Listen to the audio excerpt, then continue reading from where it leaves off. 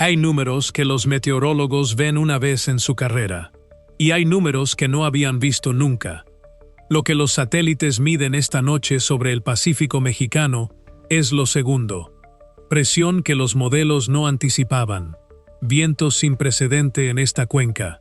Una intensificación tan rápida que los algoritmos tardaron horas en procesarla.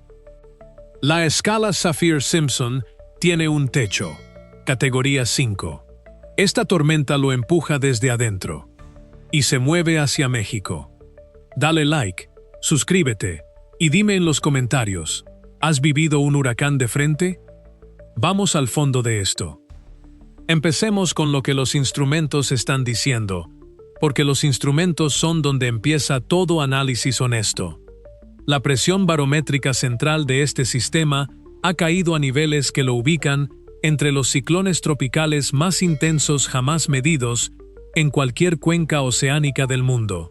La presión central de un huracán es la medida más directa de su intensidad. Cuanto más baja, más poderoso el sistema. La presión más baja jamás registrada en el Atlántico fue la del huracán Wilma en 2005, con 882 milibares. En el Pacífico, el tifón Tip de 1979 alcanzó 870 milibares, el récord mundial absoluto en cualquier cuenca. Lo que estamos viendo en este sistema está en una conversación directa con esos números. Los vientos sostenidos, medidos como el promedio durante un minuto, que es el estándar que usa el Centro Nacional de Huracanes, han superado los 315 km por hora.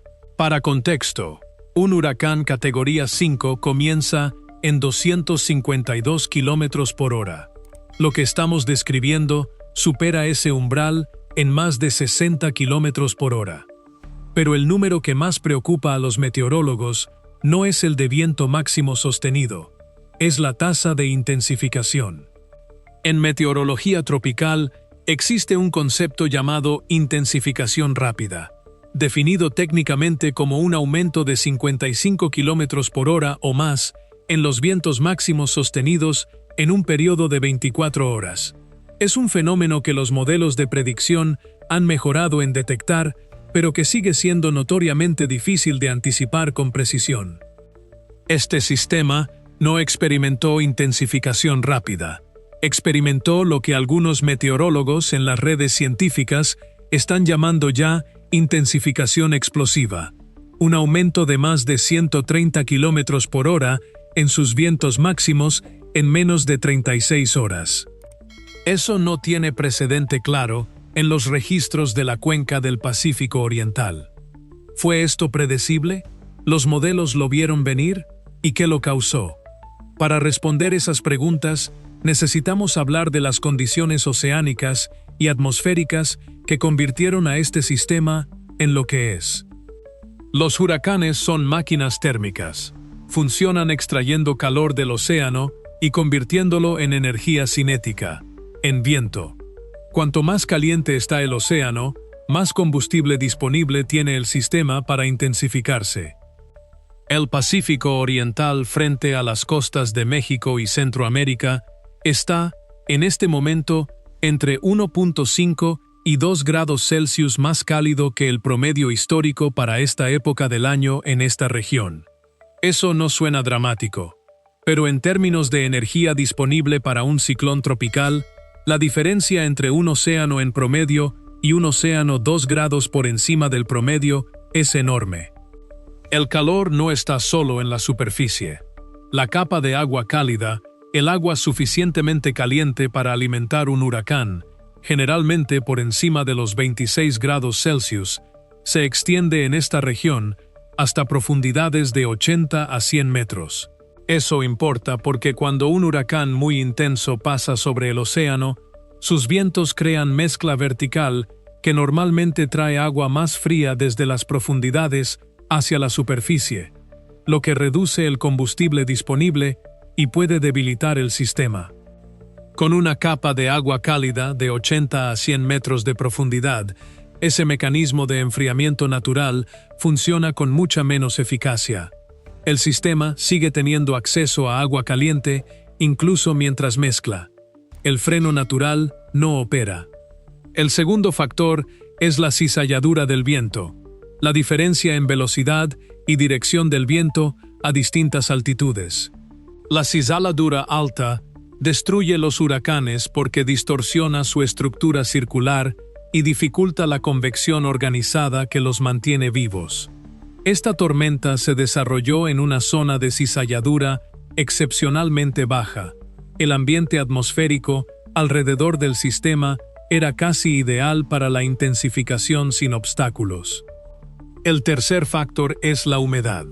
La atmósfera sobre el Pacífico Oriental, en esta región, está saturada de vapor de agua en niveles que corresponden con las condiciones que se observan durante los El Niño intensos o durante períodos de calentamiento oceánico excepcional. Humedad alta en la atmósfera media reduce el efecto desecante que normalmente limita la convección en los sistemas tropicales. Los tres factores simultáneamente en su configuración más favorable para la intensificación. Océano excepcionalmente cálido hasta gran profundidad. Cizalladura mínima. Humedad atmosférica máxima. Es la trifecta perfecta para un huracán. Y este sistema la encontró completa. ¿Podría haberse anticipado? Los modelos capturaron parcialmente el potencial de intensificación, pero ninguno proyectó la velocidad real a la que ocurrió. Y esa brecha entre lo que los modelos predijeron y lo que realmente pasó es, en sí misma, un dato importante sobre los límites actuales de la predicción de tormentas extremas. Hablemos de a dónde va, porque la trayectoria de este sistema determina todo lo demás. Los modelos de predicción de trayectoria, el llamado modelo americano GFS y el modelo europeo ICMWF, que son los dos más utilizados por los meteorólogos en todo el mundo, tienen en este momento un nivel de acuerdo inusualmente alto sobre la trayectoria general del sistema. Los dos apuntan hacia la costa del Pacífico mexicano en un rango que abarca desde el sur de Jalisco hasta el norte de Guerrero, con el punto de impacto más probable dentro de las próximas 48 a 72 horas. El acuerdo entre modelos en la trayectoria es, extrañamente, una de las partes más tranquilizadoras de esta historia. Cuando los modelos divergen significativamente, cuando el americano dice una cosa y el europeo dice otra muy diferente, significa que hay incertidumbre real sobre a dónde va el sistema, lo que complica enormemente la planificación de evacuaciones. El acuerdo actual permite a las autoridades de protección civil enfocar sus recursos en un corredor de impacto relativamente definido. Lo que es menos tranquilizador es lo que ese corredor de impacto contiene. La costa del Pacífico mexicano, entre Jalisco y Guerrero, incluye algunas de las zonas turísticas más densamente desarrolladas del país: Puerto Vallarta, Manzanillo, Zihuatanejo y decenas de comunidades costeras más pequeñas que durante décadas han crecido hacia la línea de costa sin los estándares de construcción que resistirían los vientos que este sistema está produciendo. Incluye también zonas de alta vulnerabilidad social, comunidades rurales e indígenas en las sierras de Jalisco, Colima, Michoacán y Guerrero, donde el acceso a información de emergencia es limitado. La infraestructura de evacuación es precaria y la capacidad de recuperación post-desastre es mínima.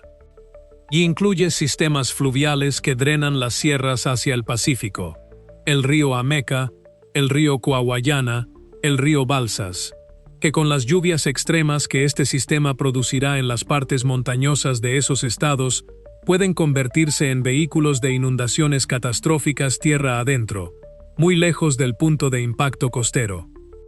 Un huracán de esta intensidad no es solo una amenaza costera, es una amenaza regional que se extiende cientos de kilómetros tierra adentro a través de las precipitaciones que genera. ¿Cuánta lluvia estamos hablando? Los modelos proyectan totales de precipitación de entre 400 y 600 milímetros en las áreas montañosas directamente en la trayectoria del sistema, en un periodo de 24 a 36 horas. Para contexto, la Ciudad de México recibe en promedio alrededor de 700 milímetros de lluvia en todo un año. Este sistema podría depositar casi esa cantidad en día y medio, sobre terrenos de sierra que drenan rápidamente hacia los ríos principales. Necesito que te detengas aquí un momento, porque creo que la mayoría de las personas no tienen una imagen concreta de lo que significa un viento sostenido de 315 kilómetros por hora aplicado a una ciudad o comunidad costera. No es el viento que dobla los árboles. Ese viento llega a 80 o 90 kilómetros por hora. No es el viento que arranca techos mal asegurados. Eso ocurre alrededor de 120 a 150 kilómetros por hora. No es el viento que destruye construcciones ligeras. Eso ya sucede entre 180 y 220 kilómetros por hora. Un viento sostenido de 315 kilómetros por hora destruye estructuras de concreto que no fueron construidas específicamente para resistir cargas de viento de esa magnitud. Convierte en proyectiles letales cualquier objeto que no esté completamente fijo y anclado. Hace que el agua de lluvia no caiga verticalmente, sino que vuele horizontalmente a velocidades que le dan la capacidad de penetrar materiales que normalmente son impermeables. Genera una marejada ciclónica, la elevación del nivel del mar causada por los vientos y la baja presión del huracán, que en este caso los modelos proyectan podría alcanzar entre 5 y 8 metros por encima del nivel normal del mar en la zona de impacto directo. 8 metros. Eso no es agua que inunda el primer piso. Eso es agua que en zonas costeras bajas alcanza el techo del segundo o tercer piso de una construcción convencional. La marejada ciclónica es históricamente la causa de la mayoría de las muertes directas en huracanes intensos. No el viento. El agua que el viento empuja hacia la costa. El huracán Katrina, en 2005, mató a más de 1.800 personas en Estados Unidos. La gran mayoría de esas muertes fue causada por la marejada ciclónica en Luisiana y Mississippi, no por el viento directo. Katrina tocó tierra como categoría 3, significativamente menos intenso que lo que estamos describiendo esta noche. El huracán Mitch, en 1998, mató a más de 11.000 personas en Centroamérica. En ese caso, el mecanismo principal de muerte no fue la marejada, sino las lluvias catastróficas que generó sobre Honduras y Nicaragua, produciendo deslaves e inundaciones que sepultaron comunidades enteras tierra adentro. Este sistema tiene la capacidad de producir ambos tipos de impactos simultáneamente: marejada catastrófica en la zona costera de impacto directo, e inundaciones y deslaves tierra adentro por las precipitaciones extremas en las sierras. Aquí está algo que merece discutirse directamente, porque la transparencia sobre las limitaciones de los modelos de predicción es parte de lo que hace que la ciencia meteorológica sea confiable en lugar de alarmista. Los modelos de trayectoria, a dónde va la tormenta, son generalmente confiables en horizontes de 48 a 72 horas. Esa es su fortaleza. Esa es la razón por la que las evacuaciones costeras modernas tienen tasas de éxito mucho más altas que las de hace 30 años. Los modelos de intensidad, qué tan fuerte va a ser la tormenta, son significativamente menos confiables, especialmente en el extremo superior del espectro de intensidad, donde los procesos físicos involucrados, la interacción entre el ojo del ciclón y la pared del ojo, los procesos de convección en escalas de kilómetros, la interacción con la temperatura del océano a profundidad, involucran una complejidad que los modelos actuales no pueden resolver completamente. Este sistema superó las proyecciones de intensidad de todos los modelos operacionales en 24 horas. No por un pequeño margen, por un margen significativo. Eso no es una crítica a los meteorólogos. Es una descripción honesta del estado actual de la ciencia de predicción de huracanes extremos.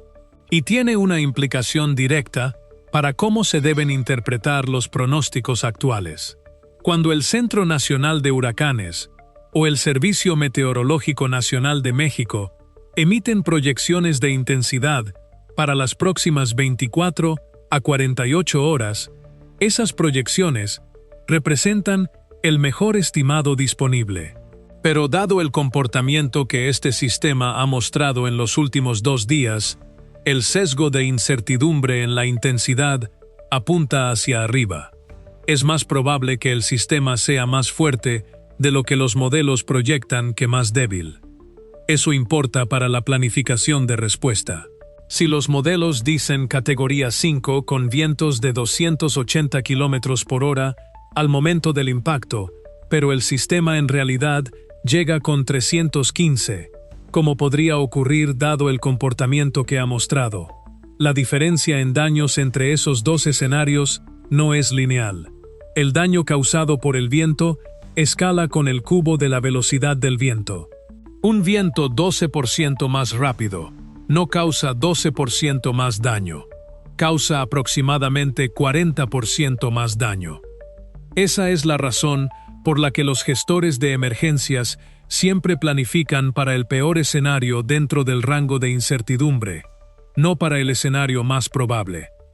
Para entender exactamente en qué lugar de la historia climática de México se ubica lo que estamos describiendo, necesitamos repasar brevemente qué han producido los huracanes más intensos que han afectado al país en el registro moderno. Del huracán Patricia de octubre de 2015 fue, hasta este momento, el huracán más intenso jamás registrado en el hemisferio occidental.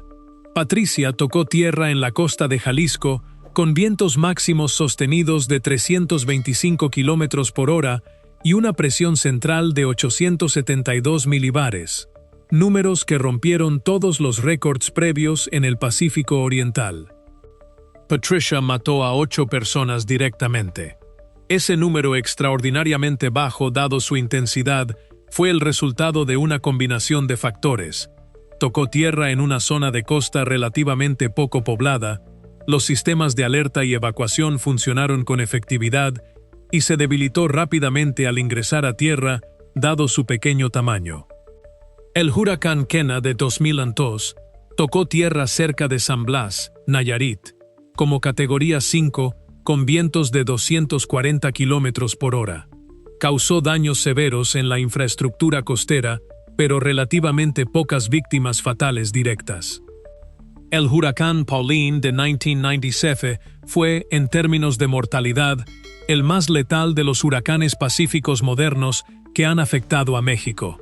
Tocó tierra en Oaxaca como categoría 4 y mató a más de 230 personas, la mayoría no por el viento sino por las inundaciones y deslaves que sus precipitaciones generaron en las sierras de Oaxaca y Guerrero. El patrón que emerge de esta historia es consistente con lo que la investigación global sobre mortalidad en huracanes muestra. La intensidad del viento no es el predictor principal de mortalidad. Lo son la marejada ciclónica en zonas costeras bajas y las precipitaciones extremas tierra adentro. Y ese patrón es exactamente el marco dentro del cual necesitamos entender el riesgo del sistema actual. ¿Va a matar más gente que Patricia? Eso depende en gran medida de dónde exactamente toque tierra, qué tan densa es la población en esa zona y qué tan efectivas resulten las evacuaciones en las horas que quedan antes del impacto. Esta es la parte más importante del video para las personas que viven en la trayectoria del sistema. Las próximas 48 horas son la ventana de acción.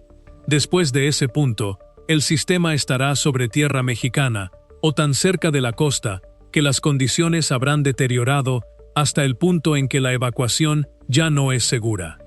Las autoridades de protección civil en los estados de Jalisco, Colima, Michoacán y Guerrero ya han activado protocolos de alerta. Las declaraciones de emergencia permiten la movilización de recursos federales. Los refugios temporales están siendo preparados. Pero la ejecución efectiva de una evacuación costera masiva en 48 horas enfrenta desafíos logísticos que es honesto nombrar. Las carreteras que salen de las zonas costeras hacia el interior tienen capacidad limitada. Cuando decenas de miles de vehículos intentan usar simultáneamente las mismas rutas de escape, se producen congestiones que pueden reducir drásticamente el ritmo de evacuación. En el caso de un sistema que se mueve rápidamente, esas congestiones pueden volverse peligrosas.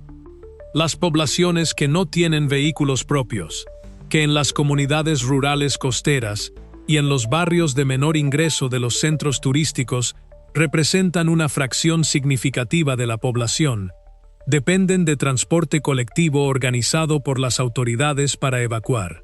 La disponibilidad y organización de ese transporte determina si esas personas pueden salir o no.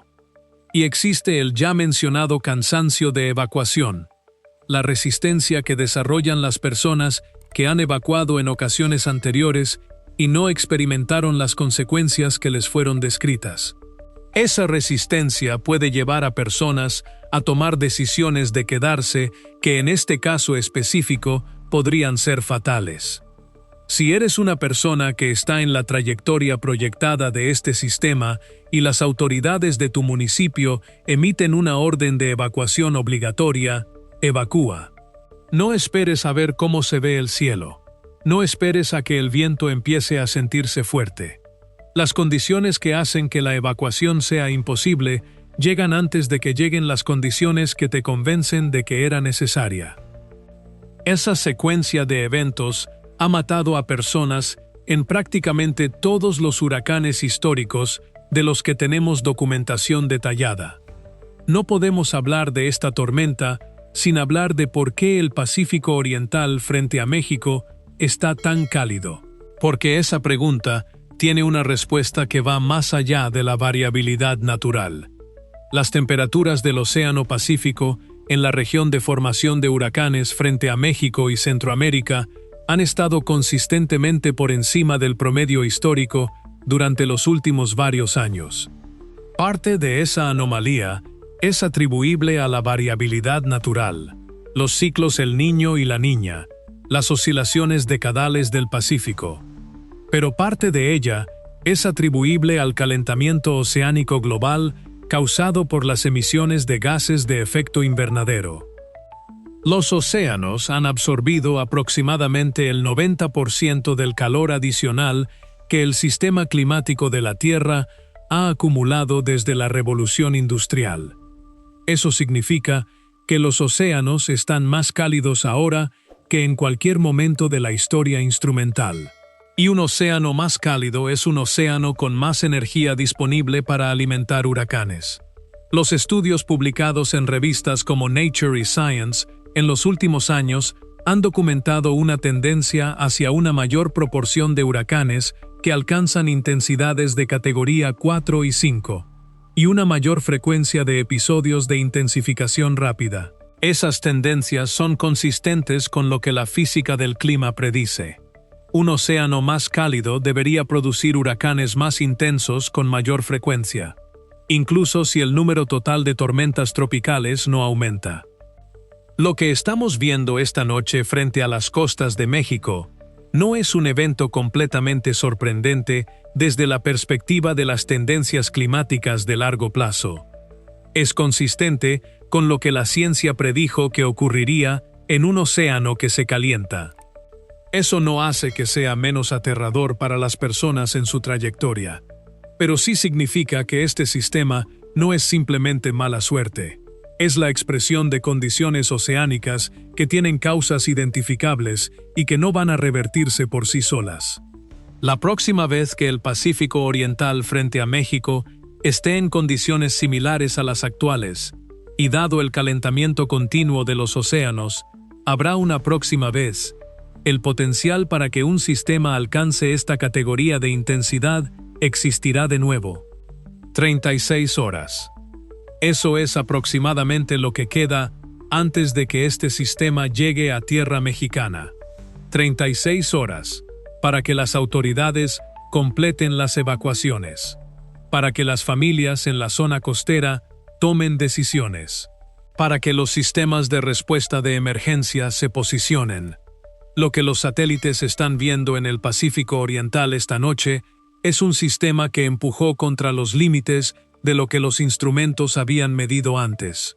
Vientos que superan lo que la escala de categorías fue diseñada para describir con comodidad. Una presión central que pone este sistema en conversación directa con los récords históricos absolutos de cualquier cuenca oceánica del mundo. Y se mueve hacia una costa donde viven millones de personas, en resorts construidos para disfrutar del océano, en comunidades pesqueras construidas para trabajarlo, en ciudades serranas construidas sin anticipar que el agua que baja de arriba puede ser tan peligrosa como la que sube del mar. Los sistemas de alerta funcionan. Los meteorólogos están haciendo su trabajo con la información disponible. Las autoridades de protección civil están activadas. Lo que sigue dependiendo de decisiones individuales, de si las personas en la trayectoria escuchan las órdenes de evacuación, de si salen antes de que sea tarde, es lo que determina si esta tormenta entra a la historia como el sistema más intenso jamás registrado que tocó tierra en México, o como el sistema más intenso jamás registrado que tocó tierra en México y mató a miles de personas. Esa diferencia no la hace el viento, la hacen las decisiones que se toman en las próximas horas. Este es Project Nightwatch. La tormenta ya está aquí. El tiempo para decidir se acaba.